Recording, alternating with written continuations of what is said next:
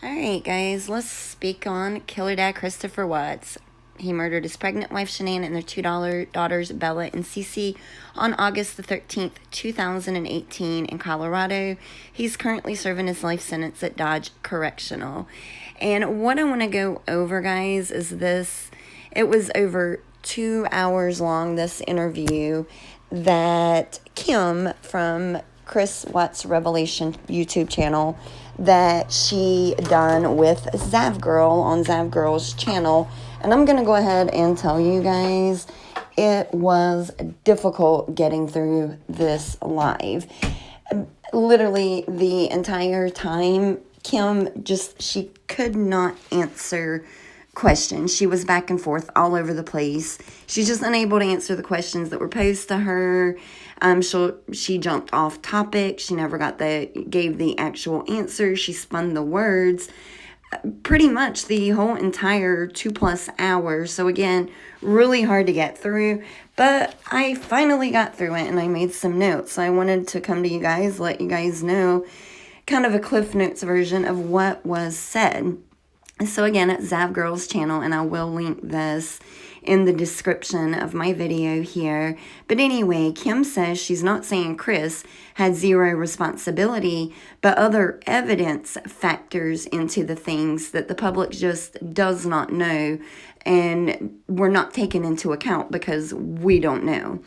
And she confirms Chris did not speak with his dad about Nikki or the murders on their ride to the police station that day. She says that Chris only mentioned to his dad that he should have went to the game that night. She says that if she only knew what the media said, then she would believe the same way as most of us believe that Chris done this. And I'm thinking, hello, Kim, we're also looking at Discovery here and other things that just don't add up. So we're not listening to the media. Actually, I rarely listen to the media. I've looked at Discovery, so that's what's not adding up. So it's got nothing to do with what the media is putting out there. But nonetheless, let's move on. She mentions Tammy, the CBI agent, and how she had developed this emotional attachment to the case, specifically Shanann. And Kim said that, that just should have never happened. And she feels that it affected the investigation, is what I gathered from what Kim said. Kim says that Chris didn't want an attorney during the interrogation, which we do know. I'm pretty sure I plainly remember Chris saying that he did not want an attorney. He admitted to the crime. He signed that plea agreement. Kim says a lot happened in North Carolina that the public just doesn't know about, that there's a backstory. She says that Chris's family and her want more information out. They want all of Chris's, Shanann's, and Nikki's text released. And then she talks about the 35C, going into the 35C, back to court. She says that they will have them public as soon as they get them, speaking about those texts from Shanann, Chris, and Nikki. She says that to this day that Chris is saying Shanann killed the girls. So allegedly, Chris is telling Kim to this day that Shanann killed the girls. ZavGirl asked if we will ever hear Chris's conversation with her saying this, and Kim says yes. Kim says they have to get prison permission for certain things because of this being a high-profile case and the attention that it'll bring to the prison. Kim mentioned the reenactment video that she made and went into detail about that, and I've watched that, and I guess she feels she's the only one that's made this reenactment, but if you guys want to see it, it's on Kim's channel, the Watts Revelations channel. She says that Chris's best friend Mark was the only one that knew about the affair that Chris was having, is what Chris told Kim allegedly. She says that his family maybe thought that there was something going on, but that they did not know for certain. And allegedly, Chris told his dad during interrogation that he didn't want to put the girls near Shanann because of what Shanann had done to them, which I'll say Discovery says different. That's not what Chris said. Chris said that he's really not sure why he, separated all of them. So, and, actually, that could have been in a letter. Honestly, I don't remember, but I do remember him saying he did not know why he separated them. Kim says that Chris was in shock when he put the girls in the oil tanks. What? He was still in shock after that long drive from his home? Okay, geez. So Kim says if Chris wanted to get away with it, he could have put the girls in Shanann's car inside the garage. There was no GPS, etc. And I didn't quite get all of what she was saying about this. So if you guys want to go back and listen, but she didn't provide a lot of answers. She was just running around the questions. Chris said he knows that putting girls in the tanks was horrific, but he was in shock and doesn't know why he done this. Chris never wrote a guilty plea to the judge. Not sure why this matters since he signed the plea agreement, but she stresses that he never wrote the guilty plea to the judge. But we do know from Chris himself that his attorneys asked him multiple times if he was sure about the plea agreement, and Chris said this himself, and he said absolutely he's sure. He did not want to go to trial with this. Kim was asked why wait until now for the appeal.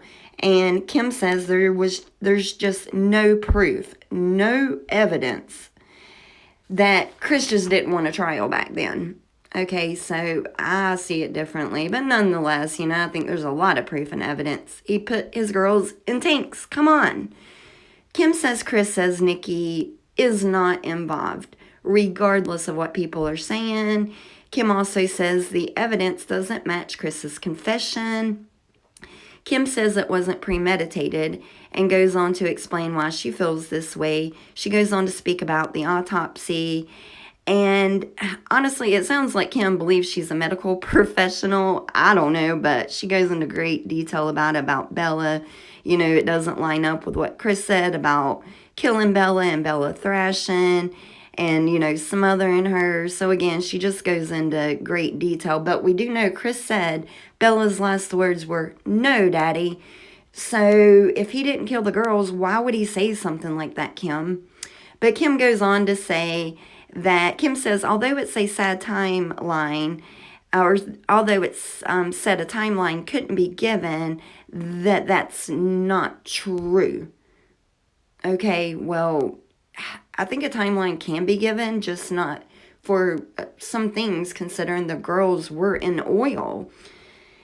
And then she was asked, why did you reach out to the Watts? Kim said because she knew that area very well, Colorado, and when she heard he confessed to everything, she thought, wait a minute, there's an issue.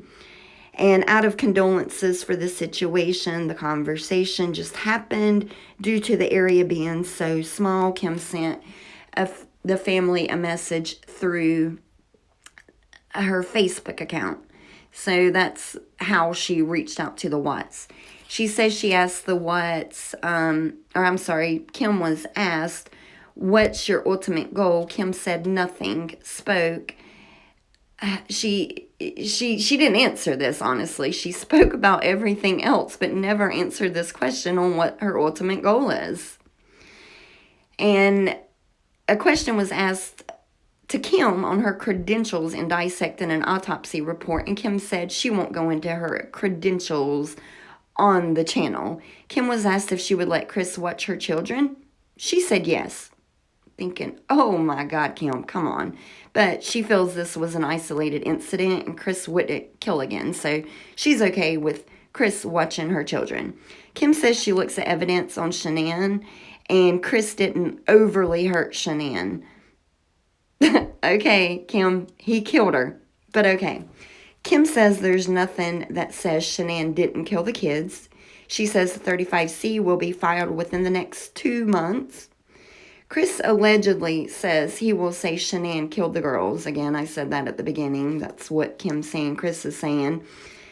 But, I can't help but wonder why Kim's even inserting herself into this case. Just strange.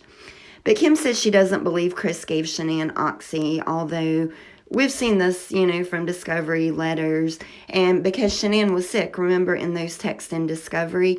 But Kim's saying that no, the oxy, from what she is being told from Chris himself and the Watts, is that Shanann was prescribed this for her lupus. Again, no. And I'll go into that a little later in another video, but absolutely not.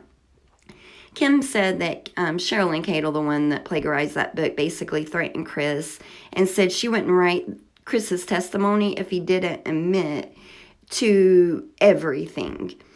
And she said that Chris has had a relationship with one person, didn't mention the name, but I showed the visitation log, so maybe it's that Anna lady. But while he's in prison, and the reason he had a relationship was she reminded him of Shanann. Kim says Chris and Shanann did not really know Nate, the neighbor. So, again, just a lot being said, but what do you guys think? Let me know in the comments.